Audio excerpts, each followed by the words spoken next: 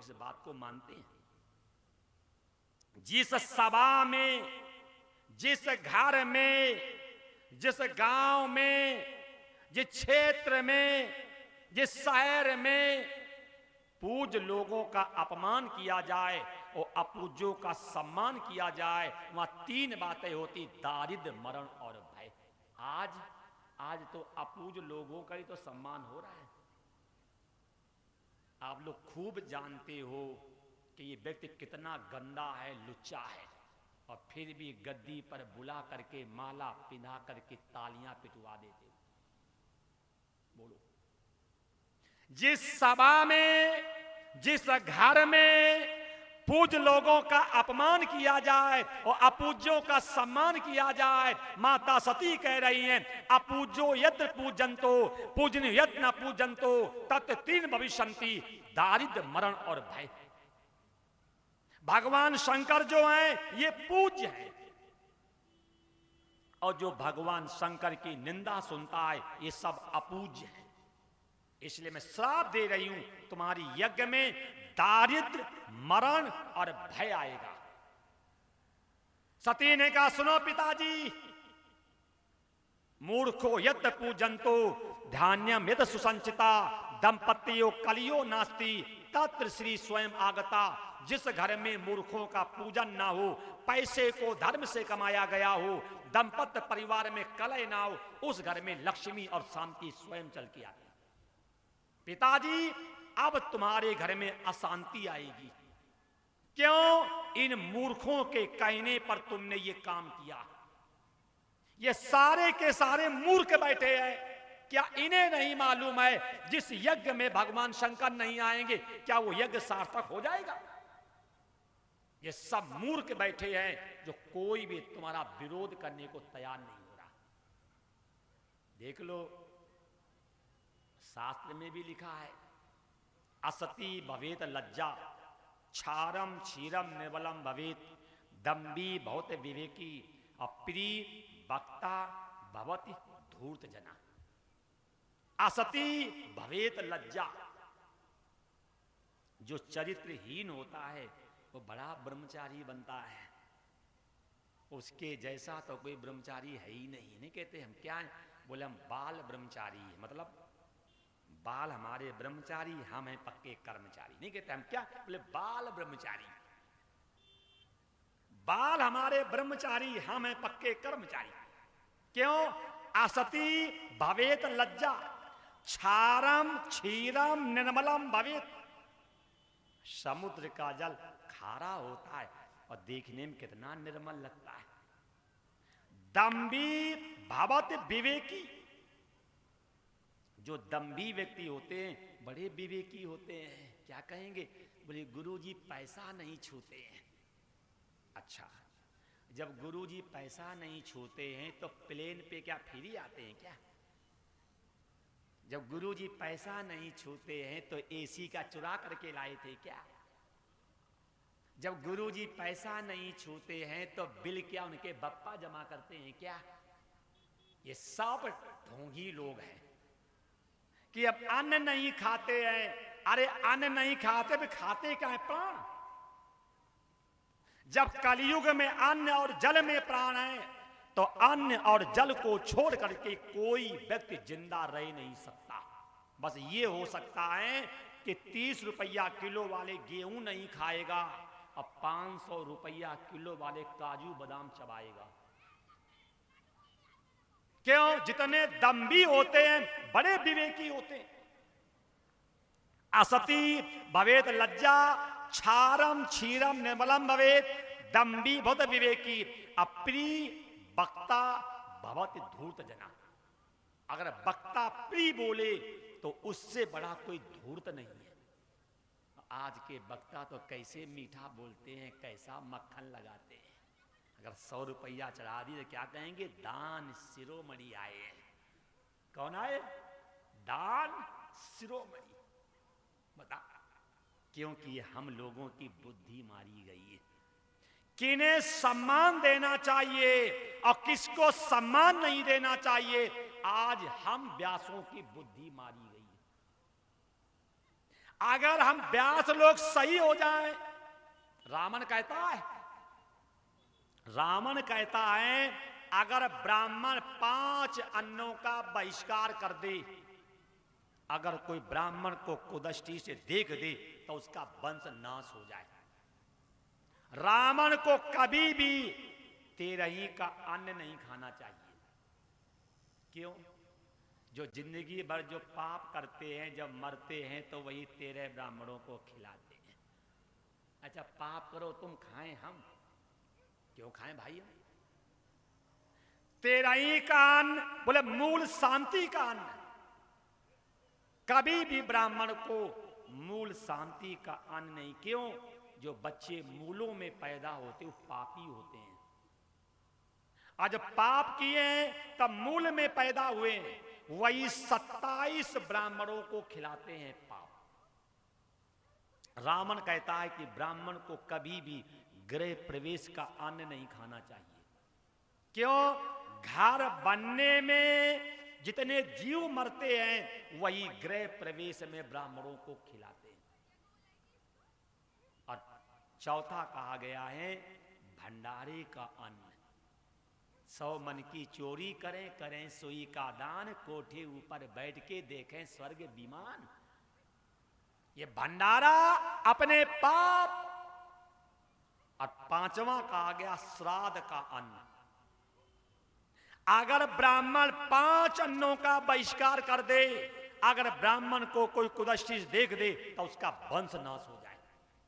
आज हम लोग खा करके उल्टा सीधा, बुद्धि बिगड़ गई, इससे हम लोगों में स्वाभिमान नहीं रहा। सती ने अपने पति को श्राप दे दिया, पिता को श्राप दिया। किस लिए? पति का अपमान हो रहा था इसलिए मेरी माताओं से मेरा निवेदन भी है, कभी भी अपने पति की निंदा करना मत, अपने पति की निंदा सुनना मत। क्यों? पति तुम्हारा है, अर्धांगिनी तुम हो। अगर पति की निंदा कर रही हो तो आधी निंदा तो तुम्हारी साथ में हो रही है।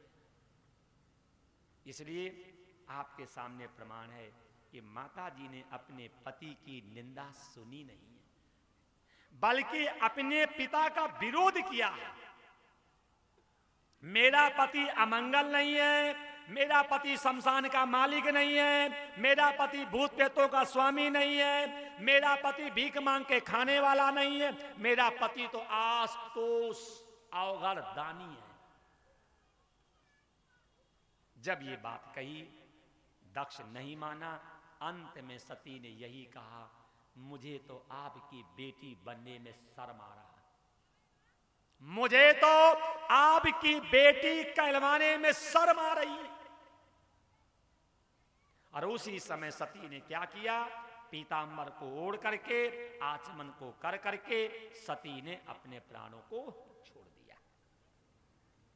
जैसे सती ने अपने प्राणों को छोड़ा है तो उसी समय हाहाकार हुई है। शिव पुराण में लिखा है कि जिस समय भगवान शंकर के गणों को मालूम हुआ कि माता जी ने प्राण छोड़ दिए हैं, उसी समय 60,000 गणों ने, 60,000 गणों में 20,000 गणों ने आत्महत्या कर ली। 60,000 गणों में और 20,000 गणों ने आत्महत्या कर ली। किस लिए? कौन सा मुंह लेकर के जाऊंगा और अपने पति को बताऊंगा, कौन सा मुंह लेकर के जाऊंगा कि मैं अपने इष्ट भगवान शंकर को बताऊंगा। 40,000 गणों ने यज्ञ मंडप को विध्वंस किया। ये भी शिक्षा लो, ये भी कथा से शिक्षा लो। एक सनातन धर्म ऐसा है, एक सनातन धर्म ऐसा है जिसमें मां शब्द बोला गया है। नदियों में गंगा मां है, वृक्षों में तुलसी मां, पशुओं में गाय मां, मंत्रों में गायत्री मां, घर में अपनी मां, ससुराल में सास मां है। एक अपना धर्म ऐसा है जिसमें माताओं को मां कहा है। क्या कहते हैं? भारत मां। कहीं पाकिस्तान मां पढ़ा है? पढ़ा है? अमेरिका मां पढ़ा है? कहीं पाकिस्तान मां, अमेरिका मां और कनाडा मां पढ़ा है? ये क्या है? भारत मां। क्योंकि ये ज्ञान भूमि है। इस भूमि पे जन्म लेने का मतलब भोग विलासता नहीं है।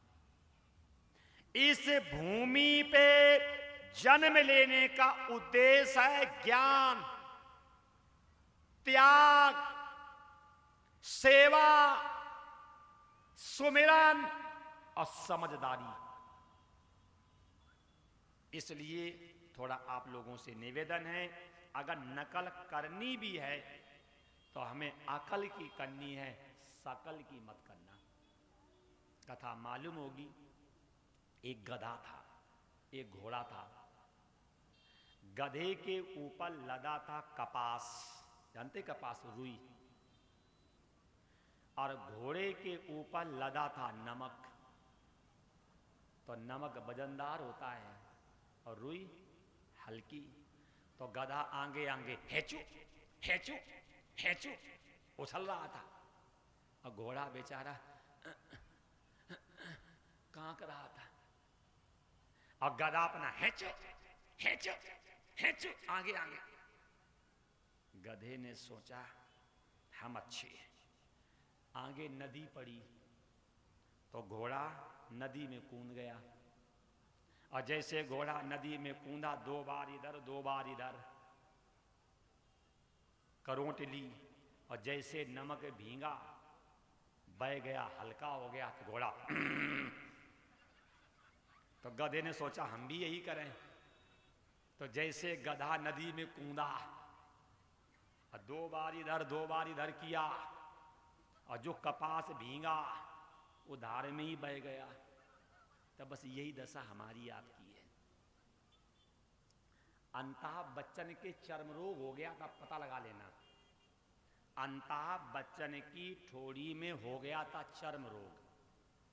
तो जब शेविंग करवाने गया तो सोचा अगर इसको हम शेविंग करवाएंगे तो फिर ये चमड़ा छिल जाएगा। तो उसने तुक्की छोड़ दी थी, क्या तुम्हारे भी चर्म रोग हो गया क्या? बोला अरे उसके चर्म रोग हुआ था, उसने तुक्की छोड़ी थी, तुम्हारे चर्म रोग हो गए क्या? अरे नकल करनी है तो शकल की नहीं, अकल की। और हम लोग नकल करते शकल की, अकल की नहीं। डांस हो रहा है, अरे एक व्यक्ति ने रुमाल लेकर के ऐसे ऐसे कर दिया, सब करेंगे, नहीं है तो कहा जूता का मोजा निकाल लें। अगर नकल करनी भी है तो शकल की करिए, अकल की मत करिए। हो रहा नहीं हो रहा? और मैं बार बार कह रहा हूं कि नकल अगर करिए तो शकल की नहीं, अकल की। माताएं भी कम नहीं है। कोई हीरोइन डांस कर रही होगी, पसीना निकला होगा, तब बिंदी सरक के आ गई नाक के ऊपर, बोली फैशन, तो भी लगाने लगी नाक पे। जबकि आपको मालूम है कि आज्ञा चक्र पे कभी भी बिंदी लगनी नहीं चाहिए, क्योंकि ये आज्ञा चक्र पे चंदन लगाने का विधान है। जब आज्ञा चक्र पे बिंदी लगाओगे तो आप हमेशा अशांत रहोगे, क्योंकि आज्ञा चक्र तो हमेशा खुला होना चाहिए। ये फैशन में कम है क्या? किसी हीरोइन ने डांस किया होगा, पसीना निकला होगा, बिंदी नीचे आ गई, हमेशा फैशन। तो यही मेरा आपसे निवेदन है, हाथ जोड़ करके, अगर नकल करनी भी है तो शकल की नहीं, अकल की। अगर अकल की नकल करोगे तो आपकी पूजा होगी, और शकल की नकल करोगे जैसे गधा बह गया ऐसे। बोलो, ये आप तो बंबई में हैं। अच्छा, नाचने वाली फिल्म नाचने आती है क्या?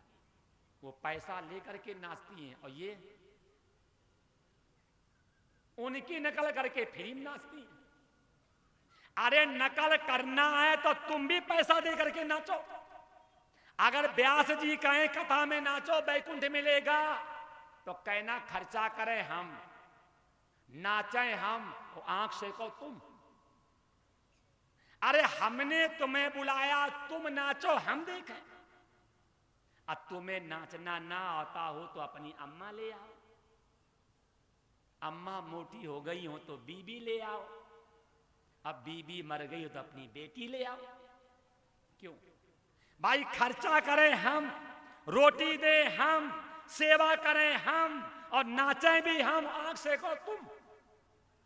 ये मेरा आपसे निवेदन है। अगर नकल भी करनी है तो हमें अकल की करनी, शकल की नहीं। क्यों? ये फिल्मिस्तान की देवियां बिना पैसे को नाचती हैं क्या? फिर तुम लोग फ्री में काहे नाचती हो? अगर तुम्हें उनकी भी नकल करनी तो पैसा लो तब नाचो, समिति वाले के पास जाओ, रुपया दो तब नाचेंगे, फ्री में काहे नाचें? मानोगी नहीं। क्यों? मजा आती नाचने में। क्यों? बोले बैकुंठ जाओगी। वाह! व्यास जी के बाप की सरकार है क्या है? बोला कथा में नाचने से बैकुंठ मिलेगा, तो क्या व्यास के बाप की सरकार है क्या? इसलिए आप लोगों से निवेदन है कि अब नकल करना बंद करो। अगर नकल करनी भी है तो हमें अकल की करनी है, शकल की नहीं। जो तुम्हें ये पागल बना रहे हैं उनको समझाइए कि आप नाचिए, हम देखने आए, हम नाचें, तुम देखो, ये तो बात नहीं। देखो आपके सामने प्रमाण है। जिस समय माता जी ने प्राण त्यागी तो 60,000 गढ़ों में 20,000 गढ़ों ने आत्महत्या कर ली। आज मेरी आंखों के सामने मेरी माताएं नचाई जा रही हैं और हम वहां पे आंख फाड़ फाड़ के देखते, शर्म आनी चाहिए। मेरी आंखों के सामने मेरी माताएं नचाई जा रही हैं, मेरी आंखों के सामने भारत माता का गौरव लूटा जा रहा है, मेरी आंखों के सामने गाय मां मारी जा रही हो। हम जाई विद राखे राम ताई विद रहिए, और गाल पर कोई थप्पड़ मारे दूसरा गाल आगे कर दीजिए। जैन मंदिर की एक ईंट उखाड़ के दिखा दो तो जैनी हिंदुस्तान में तबाही कर देंगे। बौद्ध मंदिर की एक ईंट उखाड़ के दिखा दो तो बौद्ध हिंदुस्तान में तबाही कर देंगे। मस्जिद की एक ईंट उखाड़ के दिखा दो तो इस्लाम हिंदुस्तान में तबाही कर देगा। यहां गौएं मारी जा रही हैं, ब्राह्मण पीटे जा रहे हैं, वेद फाड़े जा रहे हैं, मंदिर तोड़े जा रहे हैं, माताएं नचाई जा रही। बस जाई विद राखे राम ताई विद रहिए। मत बोलना, क्या बोलोगे? जाई विद रहे राम ताई विद रहिए। ये कायरों की परिभाषा मत बोला करो। जो ये कहने लगे कि जाई विद राखे राम ताई विद रहिए, ये कायरों की परिभाषा। क्या बोलोगे? जाई विद रहे राम ताई विद रहिए। भगवान राम कैसे रहे थे, हमें वैसे रहना। 40,000 गणों ने यज्ञ को विध्वंस किया। क्यों? क्योंकि मैं जा करके भगवान शंकर को कैसे मुंह दिखाऊंगा। जब भगवान शंकर मुझसे पूछेंगे आप माता जी को लेकर के गए थे, आप कैसे आ गए, कौन सा मुंह दिखाऊंगा, तो उसी समय इन्होंने यज्ञ को विध्वंस किया। तो मेरा भी आपसे निवेदन है, इस समय भारत मां पे संकट है, इस समय नारी मां पे संकट है, इस समय वेद मां पे संकट है, इस समय गाय मां पे संकट है। इस समय हम लोगों को अपने विवेक और एकता का आदर करना चाहिए, अपने विवेक का भी आदर करना और थोड़ा एकता संगठन का भी सोचना। नहीं तो आगे तुम्हारे बच्चे सिर पटक पटक के रोएंगे कि हमारे बप्पा विष बो करके गए। करोगे तुम, रोएंगे तुम्हारे बच्चे। ये कथा से शिक्षा ले लेना। 40,000 गौड़ों ने यज्ञ को विध्वंस किया, और जैसे यज्ञ को विध्वंस करने लगे, मंडप उठा करके ब्राह्मणों को उठा उठा के पटकने लगे और भृगु जी को पीटने लगे। भृगु जी ने दक्ष से कहा, अगर आपके मंत्रों में शक्ति है तो यज्ञ की रक्षा करो। भृगु जी ने कहा क्या करें? दक्ष ने कहा यज्ञ की रक्षा करो। भृगु जी ने हाथ में जल लिया, मंत्र पढ़ करके छींटा मारा, और जैसे मंत्र पढ़ करके छींटा मारा तो यज्ञ मंडप से, कुंड के अंदर से ऋभु नाम की कृत्याएं पैदा हुई। और जैसे ऋभु नाम की कृत्याएं पैदा हुई, जलते हुए अग्नि के अंगारे लेकर के, जलते हुए अग्नि के अंगारे लेकर के और भगवान शंकर के गढ़ों को मारने दौड़े। और जैसे भगवान शंकर के गढ़ों को मारने दौड़े, थोड़ी देर तो इन्होंने मुकाबला किया और अंत में प्राण बचा बचा करके सब लोग भाग गए।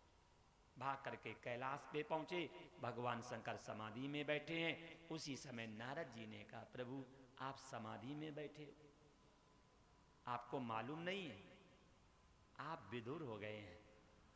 जैसे माताओं का पति मर जाता है तो विधवा कहते हैं, ऐसे पुरुषों की अगर पत्नी मर जाती तो उसे विधुर कहते हैं। नारद जी ने कहा, महाराज आप यहाँ पे आंख बंद करके बैठे, आपको नहीं मालूम आप विधुर हो गए। पिताजी ने बेटी का अपमान किया और बेटी ने आपका अपमान सुन करके बर्दाश्त ना हुआ, सती ने उस यज्ञ मंडप में अपने प्राण छोड़ दिए। जैसे नारद जी ने बताया कि सती ने अपने प्राण छोड़ दिए, उसी समय भगवान शंकर को क्रोध आया। भगवान शंकर को क्रोध आया और क्रोध में आकर के खड़े हो गए और खड़े होकर के अपनी एक जटा उखाड़ी, खड़े होकर के अपनी एक जटा उखाड़ी और उखाड़ करके जटा जैसे जमीन पे पटकी, उससे वीरभद्र और भद्रकाली की उत्पत्ति हुई। वीरभद्र और भद्रकाली की उत्पत्ति हुई। वीरभद्र और भद्रकाली की उत्पत्ति हुई। वीरभद्र ने भगवान शंकर को प्रणाम किया, बोले मुझे आज्ञा दो, मैं क्या करूं? आप हमें आज्ञा दो, मैं क्या करूं? भगवान शंकर ने ये बात कही। भगवान शंकर ने कहा कि पुत्र कहते किसे हैं? सुन लो आप लोग भी, आप लोग मेरी बात मानते नहीं हैं। कारण मैं फिर कह रहा हूं लास्ट बार, रोटी रोटी कहने से क्या भूख जाएगी? जाएगी। पानी पानी कहने से क्या प्यास जाएगी? दवा दवा कहने से क्या बीमारी जाएगी? ऐसे कथा सुनने से क्या बीमारी कट जाएगी? क्या नहीं कटेगी। जैसे रोटी को खाने से भूख जाती है, पानी को पीने से प्यास जाती है, और दवा को खाने से बीमारी जाती है, ऐसे कथा का सेवन करने से जन्म और जन्मांतर की बीमारी जाएगी। अच्छा, कथा को सेवन कैसे करोगे? तेज फाड़ के, पीस के, चटनी बना के खाओगे तब? बोलो। कथा का सेवन माने है कथा को आचरण में लाओ। और मैंने तो कितने बार कहा, कथा को बैठ के सुनना चाहिए, पूजा को बैठ के देखना चाहिए, आरती को बैठ के करना चाहिए, और चिता को खड़े होकर के देखना चाहिए। लेकिन जो बैल हैं उनको समझ में आता ही नहीं। क्यों? समझदार को चाहिए इशारा और भैंस को चाहिए चारा, है कि नहीं? अगर क्यों ये कथा भागवत जो है ये समझदारों के लिए है, मुर्दों के लिए है क्या? अच्छा आप बताओ, पोलियो की दवा बचपन में काम आती कि 55 में? है? पोलियो की दवा बचपन में काम आती कि 55 में? बचपन में। तो कथा जो है ये पोलियो की दवा है, ये बचपन में काम आती, बैल होने के बाद काम नहीं आती है। ये मेरा आपसे निवेदन है, रोटी को खाने से भूख जाती है, पानी को पीने से प्यास जाती है, दवा को खाने से बीमारी जाती है, ऐसे कथा का सेवन करने से जन्म और मृत्यु की बीमारी जाएगी। सेवन माने आचरण। जब तक कथा मेरे आचरण में आएगी नहीं, हमें बीमारी हो जाए, डॉक्टर के पास चले जाओ, दवा ले आओ और दवा की पूजा करते रहो, दवा के दर्शन करते रहो, दवा की आरती करते रहो, बीमारी जाएगी। आज सब ऐसे ही हैं, बस पुस्तक की आरती करना सीखे हैं, कुछ नहीं होने वाला है। समय बर्बाद करते रहो, पैसा बर्बाद करते रहो, जेन कटवाते रहो, प्रदूषण बढ़ाते रहो, अहंकार पनपाते रहो, कुछ होने वाला नहीं है। जैसे दवा की आरती करने से, दवा के पैर छूने से, दवा की पूजा करने से और दवा को रख करके खोपड़ी पे घूमने से कुछ नहीं होने वाला। आज यही हो रहा, अब तो पोथी सिर पे रख के घूम रहे हैं। मूर्खता की हद। शर्म आती, शर्म। कैसे कैसे गधे पैदा हुए हिंदुस्तान में कि पोथी रख के खोपड़ी घूम रहे हैं। क्यों? एक कहावत है, गधा गधा के पीर खिलाता है। वैसे गधा हम, वैसे बड़े गधा तुम। चोर चोर मौसेते भाई। बस हमें गधों वाली कथा करनी नहीं आती। इसीलिए मैं आपसे कहता हूं, मेरी एक एक बात को गांठ बांध लो और ध्यान रखना, हम डरते नहीं। देखो रिकॉर्डिंग हो रही है। कोई भी व्यास, कोई भी संत, कोई भी महात्मा और उसके सामने बात रख देना, अगर काट दे तो हमें फांसी दे देना, काट दे तब फांसी दे देना। क्यों? ये शास्त्र की बात है कि रोटी रोटी कहने से भूख नहीं जाती है, पानी पानी कहने से प्यास नहीं जाती है, दवा दवा कहने से बीमारी नहीं जाती है, तो राम राम कहने से भवसागर तर नहीं सकते हो तुम। राम को जानो तो। राम ब्रह्म चिन्मय अविनाशी, सर्व रहित सब और पुर वासी। पहले राम को जानो तो। इसीलिए मैं आपसे कहता हूं, अगर ईश्वर ने मुझे अवसर दिया है तो इस कथा को जीवन में ले आओ। मैंने पहले दिन भी कहा था कि कथा ऐसी सुन लो जो दोबारा सुनने की आवश्यकता न पड़े। परीक्षित जी ने एक बार कथा सुनी, उनका तो उद्धार हो गया। हमें बताया कि इस पांडाल में तो 5-5, 10-10 कथाएं हो गई। कितने बड़े बेशरम है को उद्धार नहीं हुआ। दशा वही कुत्ते की पूंछ है। कुत्ते की पूंछ को 12 साल, 12 महीना, 12 दिन, 12 घंटा, 12 मिनट और 12 सेकेंड डाल दो लोहे की फुकनी में, और जब निकलेगी तब तो वही दशा मेरी आपकी है क्या है? यही मेरा आपसे निवेदन है कि कुत्ते की पूंछ जैसी कथा मत सुनना। कथा ऐसी सुनो। देखो कथाएं 3 होती हैं, एक सोता, एक श्रोता और एक श्रोता। एक होते हैं सोता, अपना आए। ये कौन है? सोता। कौन है? सोता। एक होते हैं श्रोता। हमें कुर्सी नहीं मिली, हमें माला नहीं पहनाई गई, पंडित जी मोटे नहीं हैं, पंडित का संगीत नहीं है, पंडित जी के गाल नहीं रंगे हैं, पंडित जी के बाल नहीं सही है। ये क्या है? श्रोता। क्या है? श्रोता। और एक होते हैं श्रोता, जो प्रेम से सुनते हैं। और श्रोता भी 3 हैं, टाट बुद्धि, प्लास्टिक बुद्धि, तेल बुद्धि। टाट का बोरा देखा है? देखा है? टाट का तो बोरे में जितना छेन करोगे उतने रहेगा। तो जब तक 3 घंटा बैठे, बहुत बढ़िया बहुत बढ़िया, मजा आ गई। कब तक? जब तक अंदर हो तब तक। और जहां गेट के बाहर गए, क्या हुआ? बोले मालूम ही नहीं। ये कौन है? ये है टाट बुद्धि। और एक होते प्लास्टिक बुद्धि। देखा है प्लास्टिक का जूता, उसमें सुई अंदर घुसेर दो, तो जब तक सुई अंदर तब तक छेद निकाल लो, बराबर। मन लग रहा? बहुत बढ़िया। अच्छी? बोले बहुत अच्छी। क्या सुना? आए? क्या सुना? आए? ये हैं प्लास्टिक बुद्धि के। और एक होते तेल बुद्धि के।